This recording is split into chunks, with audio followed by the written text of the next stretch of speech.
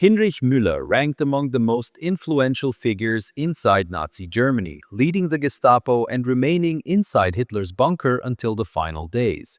Then, in May 1945, he vanished completely. No body was ever identified. No confirmed sightings followed. For 80 years, intelligence services and historians have chased a single mystery. How could someone so powerful simply disappear? Heinrich Müller was born on April 28, 1900 in Munich, the Bavarian capital. At 17, before the First World War began, he finished an apprenticeship as an aircraft mechanic.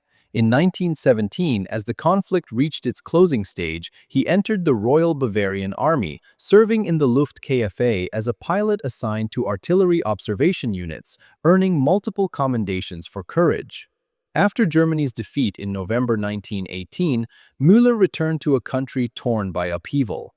Bavaria became one of the most volatile regions. Leftist revolts in Munich briefly formed a Bavarian Soviet Republic, while opposing forces fought for dominance throughout 1919. During this chaos, Müller joined the Munich police, working within the political division. He helped suppress several uprisings, building a reputation for dependability. His reports were precise, organized, and stripped of personal commentary. Senior commanders observed that he obeyed orders without delay, a quality that advanced his career. By the early 1920s, Müller had entered the Bavarian state police. His routine duties involved tracking political organizations across Munich. This included early exposure to the Nazi Party. Müller was present after the Beer Hall Putsch in November 1923, when Adolf Hitler and his supporters attempted to seize control. Although strongly anti-communist, Müller maintained professional distance from every political movement, Nazis included. His reports from that era show no admiration. Instead, he concentrated on threats and enforcing state security. Throughout the late 1920s, Müller's role inside the political police expanded.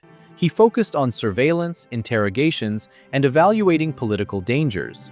His superiors valued his administrative precision. He mastered filing systems, accurately cross-referenced documents, and enforced tight control over information. A decisive shift arrived in January 1933 when Hitler became chancellor. Soon afterward, Hermann Göring reorganized the Prussian police, creating a new force, the Geheime Staatspolizei, the Gestapo. Müller was recruited for his Munich experience and his record combating communist networks. He relocated to Berlin, joining the organization during its formative stage. His exact reporting style and ability to manage vast intelligence archives quickly distinguished him. By the mid-1930s, Müller attracted attention from rising security figures, including Reinhard Heydrich, who was constructing the Sicherheitsdienst, the SD. Heydrich valued Müller's systematic approach and placed him in roles demanding rigid oversight. Müller joined the SS in 1934 and became a reliable presence within Berlin's expanding security structure. By 1938, he was regarded as one of the most effective administrators in Germany's political police. When World War II began in September 1939, Müller stood among the most powerful officials inside Nazi Germany's security apparatus. That year, he was appointed head of Amt IV, the division of the Reich Main Security Office responsible for the Gestapo. The RSHA unified intelligence, policing, and administration into a single system. From its Berlin headquarters, Müller directed the daily operations of thousands of officers. His duties stretched from analyzing reports to ordering investigations across occupied Europe. His control of information placed him at the center of internal security. As the war widened, Müller's authority grew. He supervised probes into opposition groups, resistance movements, and individuals labeled threats by Nazi leadership. His department monitored occupied regions, coordinated with local offices, and assessed data from the Sicherheitsdienst and foreign police agencies. Müller was deeply embedded in Germany's machinery of repression, especially targeting alleged traitors and spies.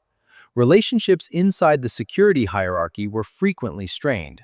Müller respected Heydrich, but often conflicted with Heinrich Himmler, who favored ideological loyalty over Müller's bureaucratic discipline. Müller's lack of fanaticism made some distrust him. Still, his efficiency made him essential. After Heydrich's assassination in June 1942, Müller served under Ernst Kaltenbrunner, the new RSHA chief. One of Müller's most visible assignments followed the July 20, 1944 attempt on Hitler's life, when officers led by Klaus von Stauffenberg tried to kill him at the Wolf's Lair. Müller was ordered to identify and pursue the conspirators. His office organized interrogations, arrests, and the rapid investigations that followed.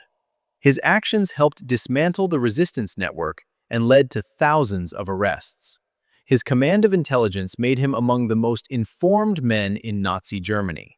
By 1945, Müller had become vital to the collapsing regime's efforts to preserve order.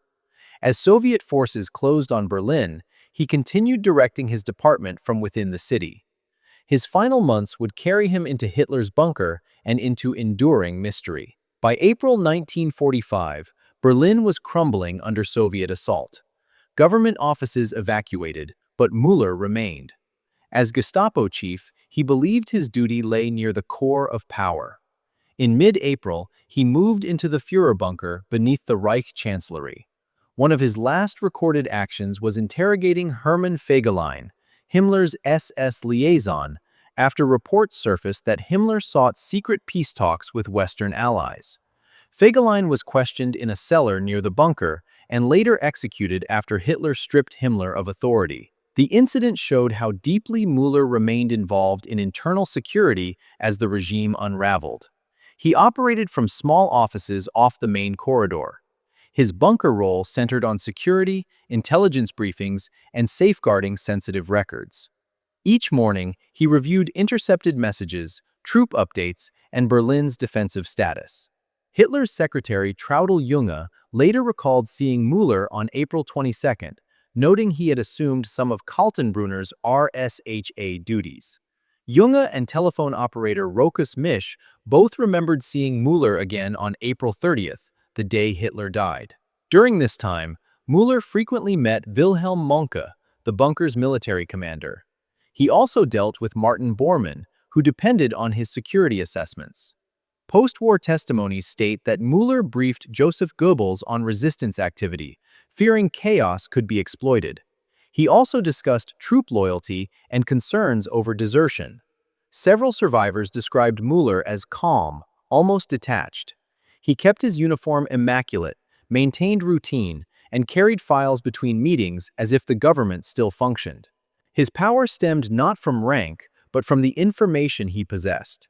In a system built on secrecy, Müller understood the danger his knowledge represented after defeat. The last credible sighting occurred on May 1, 1945. Witnesses placed him inside the bunker that afternoon. Afterward, stories diverged. Some claimed he exited toward the Chancellery Gardens. Others said he moved into a nearby shelter. A few alleged he examined bodies near an exit, though accounts conflict. No verified record places Müller outside the bunker after May 1st. In a place where many leaders died, fled, or surrendered, Müller simply vanished. When the war ended in May 1945, Allied intelligence expected Heinrich Müller to be captured. As Gestapo chief, he held knowledge of security operations, foreign intelligence contacts, and highly sensitive files. Yet he was not among prisoners in Berlin, nor listed by Soviet forces. Within weeks, U.S. counterintelligence and the Soviet NKVD began separate searches. Early reports pointed everywhere. In summer 1945, some German prisoners told Americans Müller was dead near the Chancellery. Others claimed Soviets had seized him. American officers searched hospitals, morgues, and detention centers across Berlin, finding no confirmation. The hunt was complicated because Heinrich Müller was a common name, shared even by two SS generals.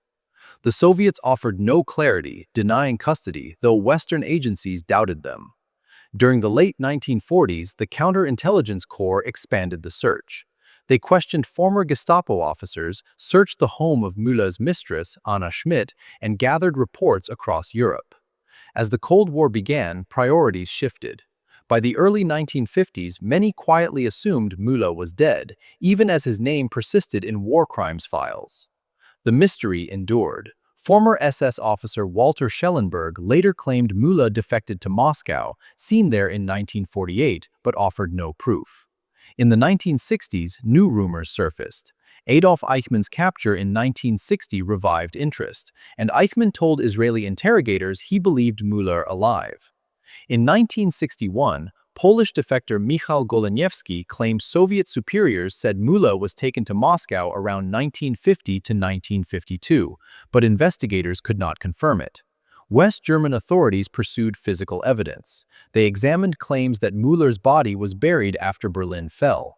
One account came from Walter Lüders, who said he buried an SS general with Müller's papers in a grave at the old Jewish cemetery on Große Hamburger Straße. In 1963, a grave there was opened, but remains were mixed and inconclusive. Later sightings placed Müller in Czechoslovakia, Brazil, Paraguay, Argentina, and Panama, where a man named Francis Willard Keith was briefly suspected until fingerprints cleared him. In 2001, the United States released the CIA's Müller file under the Freedom of Information Act. It showed years of searching without a single trace. The National Archives later concluded the record was clear on one point. The CIA never contacted Müller after the war. The report noted strong indications, without proof, that he died in Berlin, and equally strong indications, also without proof, that Soviet intelligence used him. Müller's disappearance is unique because he held one of the highest security roles in the Nazi state. In a city where thousands died or escaped, he remains the figure with no confirmed end. His fate continues to challenge historians and intelligence professionals. If you found this video insightful, watch Hans Kammler, the SS engineer who vanished after the war, next. Like this video, subscribe, and hit the bell for more history inside. Thanks for watching, and we'll see you in the next.